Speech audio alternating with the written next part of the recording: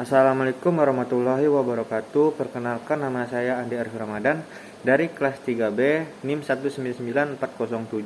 Di sini saya akan menjelaskan golongan obat. Yang pertama, golongan obat antasida, nama generiknya antasida doen.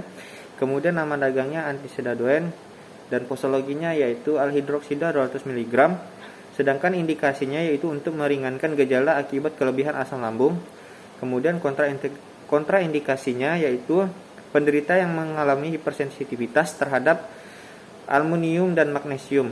Kemudian efek sampingnya yaitu gangguan saluran pencernaan, kemudian gangguan absorpsi prostat dan magnesium. Kemudian mekanismenya yaitu antasida bekerja di menetralisirkan asam lambung, ini hanya bekerja pada asam lambung saja. Kemudian cimetidin, simexol nama dagangnya, sedangkan posologinya itu strimedexin HCl 200 mg per tablet. Untuk indikasinya yaitu sebagai tuka lambung, tuka duodenum, reflux dan eksofagitis. Kemudian kontraindikasinya yaitu penderita yang mengalami hipersensitif terhadap cimetidin atau H2 reseptor. Kemudian efek samping yang ditimbulkan yaitu sakit kepala, pusing, diare, dan muntah. Kemudian mekanismenya yaitu untuk menetralkan asam lambung dan menurunkan produksi asam lambung.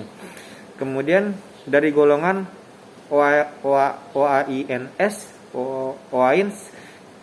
nama generiknya yaitu asam mefenamat, nama dagangnya yaitu prostan, mefinal, dan pondex. Kemudian posologinya kaplet 500 mg, sedangkan kapsulnya yaitu 250 mg. Untuk indikasinya yaitu sebagai antipiretik, antipiretik, antiinflamasi, dan analgesik. Kemudian untuk kontraindikasinya yaitu hipersensitivitas terhadap golongan NSAID atau iritasi lambung. Kemudian efek sampingnya yaitu mual, muntah, peradangan di saluran pencernaan. Kemudian mekanisme kerjanya yaitu untuk dengan cara menghalangi efek enzim yang disebabkan siloksiganase atau COX. Enzim ini membantu tubuh untuk memproduksi bahan kimia yang disebut prostaglandin. Kemudian nama generik lainnya yaitu piroxicam, sedangkan nama dagangnya yaitu Veidene.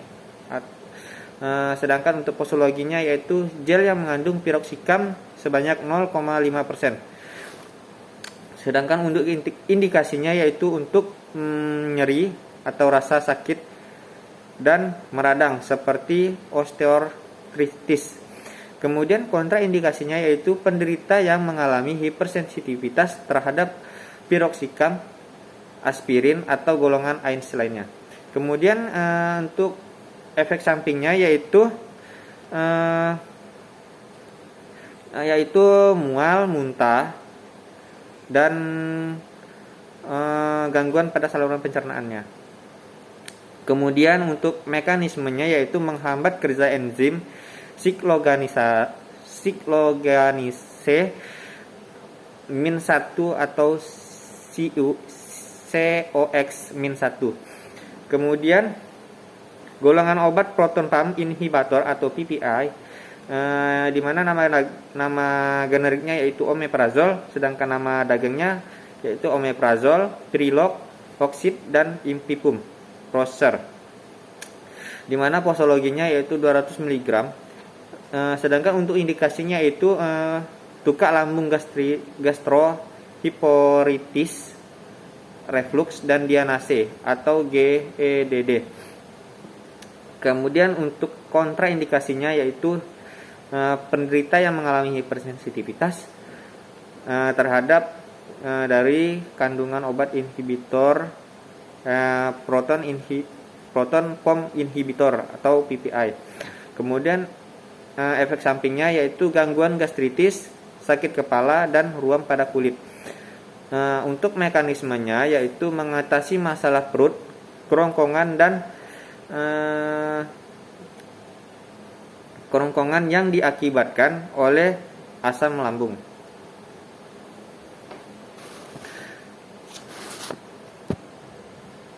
Kemudian untuk golongan selanjutnya yaitu rabeprazol, yang dimana nama generiknya rabeprazol, nama dagangnya yaitu Rafret atau Varok, dimana posologinya itu 20 mg, sedangkan indikasinya untuk sakit mah, tukak lambung, tukak usus 12 jari, tukak usus halus, kemudian reflux esophagitis. Kemudian untuk kontraindikasinya yaitu terhadap pasien hipersensitivitas terhadap pengganti keromin dan kerolmidazol. Kemudian efek sampingnya yaitu sakit kepala, diare, mual, muntah, nyeri pada perut, kembung, kemudian infeksi konstifungi atau insomnia. Kemudian untuk mekanismenya yaitu menghambat sekresi asam lambung melalui sistem enzim endosim, di mana trifosfatase hidroksikalium atau pompa proton dari sel parietal lambung. Kemudian golongan obat selanjutnya yaitu antagonis reseptor H2, di mana nama generiknya yaitu nizatidin, kemudian nama dagangnya Aksid, di mana posologinya yaitu 300 mg diminum sebelum tidur malam, kemudian 150 mg 2 kali sehari selama 4-6 minggu, di mana indikasinya yaitu untuk sakit mah, asam lambung, tukak lambung, dan tukak duodenum. Kemudian kontraindikasinya yaitu terhadap pasien hipersensitivitas. Kemudian untuk efek sampingnya yaitu sakit kepala, pusing, diare, dan hidung tersumbat. Untuk mekanismenya yaitu menghambat reseptor H2 pada dinding lambung sehingga mengurangi pengeluaran asam lambung. Kemudian nama generik lainnya yaitu ranitidin, di mana nama dagangnya yaitu ranitidin dan ranitidin hidroklorida, di mana posologinya yaitu 150 mg dan indikasinya itu untuk pengobatan jangka pendek tukak duodenum aktif, di mana kontraindikasinya yaitu pada pasien hipersensitivitas dan gangguan ginjal sedang sampai berat. Kemudian untuk efek sampingnya yaitu sakit kepala, badan merasa lemah, diare, mual, nyeri perut, dan ruam pada kulit. Kemudian mekanisme kerjanya yaitu untuk mengurangi produksi asam lambung sehingga asam lambung yang dilepaskan itu ke dalam sistem pencernaan Anda akan menjadi berkurang. Kemudian untuk golongan obat selanjutnya yaitu antimetik, di mana nama generiknya yaitu pilantizin trikolat pridoxin HCl. Kemudian nama dagangnya yaitu Amorer B6 Progemet Romi B6 Amorer B6. Untuk posologinya yaitu 40 mg dan untuk indikasinya yaitu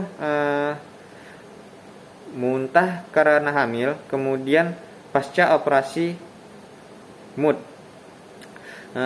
Kemudian kontraindikasinya yaitu hipersensitivitas dan pasien tensi Lederoch. Kemudian efek sampingnya yaitu mengantuk dan mulutnya kering.